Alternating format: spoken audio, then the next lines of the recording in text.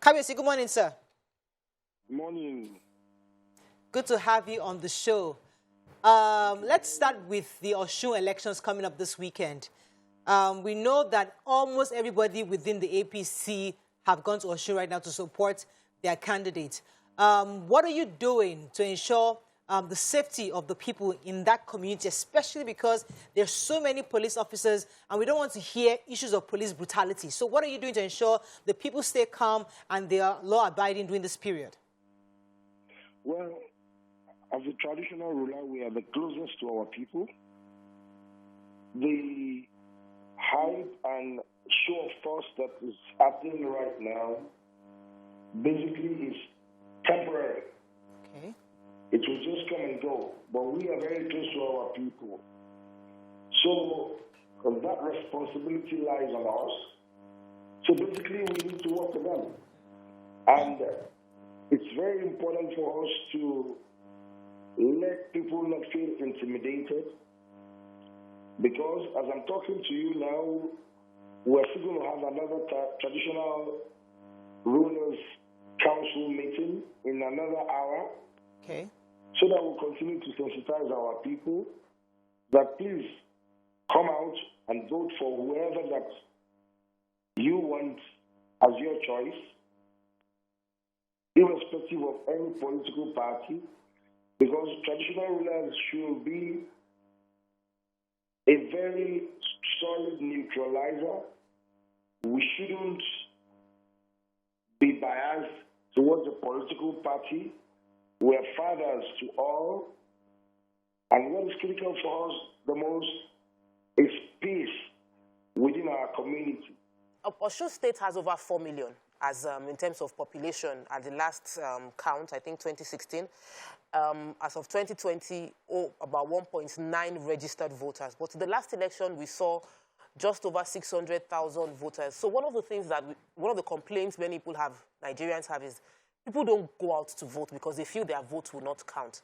What are the traditional rulers, because they are the closest to the people, doing to encourage people within the community to go out and use their voting power to bring in the person they desire into office, as opposed to thinking, it won't count, let me just sit at home? Well, that's a very good question. But what I can assure you is we all don't have any country to go. This is our country. It's very important, especially our appeal to you, these media people. Let's talk positively about what is obtainable and what is not obtainable in our country.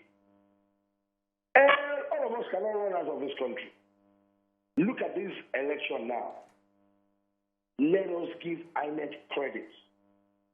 We've been watching them. That BVAS technology is really, really working. Look at that test case in Ekiti. The BVAS technology works both offline and online. Once you finish at your polling units, they upload the election to the central system. The only challenge now that electorates are having, and even the aspirants, vote buying. But how much will they go and use to buy votes? Let's say 10,000, 20,000, over 600,000 people. If it is 10,000, that's 6 billion. That's a lot of money. If it is 20,000, that's 12 billion. But at some point in Nigeria, 10,000 will be meaningless to every citizen of this country. Will be very meaningless. So people will come out to vote for their conscience. We know that the country is so hard right now, and people are after monetary gains and survival. But I can assure you, in this country, those perfect nations that you are seeing, they were worse 80 years ago, 70 years ago, worse off, that are celebrating the best of democracies in the world right now. But what I can assure you in Nigeria is I think we're getting things right gradually. All right. You need to focus more on BVAS technology of INEC, and you will see that it is working. So let me ask this follow-up question, because some of us love Nigerian Nollywood movies. And when you watch all these epic movies, and you see how powerful the Obas are, and, you know, they just know these things. They consult the gods to know when these people are coming, to have just the safety of the people. They have an idea that, something is going on, and they go and do some sacrifice. You know, it's like those are old stories. Like, so the Obas today, do you have an idea? Can you warn your people? They still speak. Do they still hear from, thank you, do they still hear from the gods? Or they are just modern Obas that they also wait for Amotekun and wait for the federal government to come and protect their people? That's a very interesting question. But the truth, because it's still real. Those things you watch in Nollywood movies are very real. We still do our consultation very widely. It takes a lot of commitment and discipline. So a lot of traditional rulers don't go through that route any longer. It's very, very stressful in terms of discipline. You have to abstain from a lot of do's and don'ts. Yeah. All these things are real and potent. That's our work. That's what we should be doing as traditional rulers. I'm asking if you go through that route as well. I agree with you absolutely. Then for me, if I go through that route, the answer is yes. In Ife, you can't even do without it. It's part of our heritage.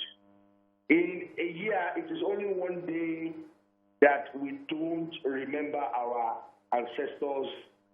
And what has actually helped, maybe when I go out, we do so many of it remotely. But it's part of the heritage and the story of Ife. We can't do it without it in Ife. It's not possible. That's who we are here.